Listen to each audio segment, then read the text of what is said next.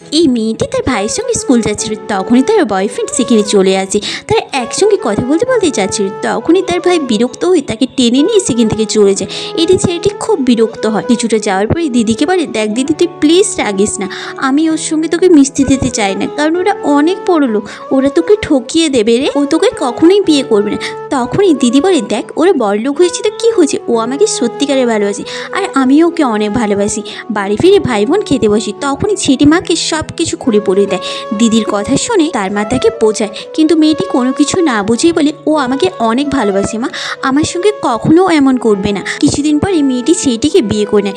এরপর থেকেই ছেলেটি খুব পাল্টে যায়। একদিন মেয়েটি বলে, তুমি আজ তাড়াতাড়ি বাড়ি ফিরবে, আমাদের আজ অ্যানিভার্সারি।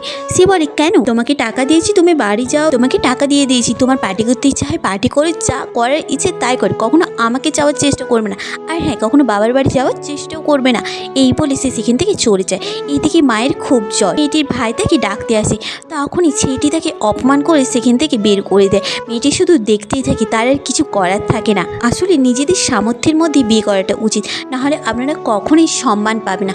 আপনার কি মনে হয় কমেন্ট করে জানাবেন কিন্তু।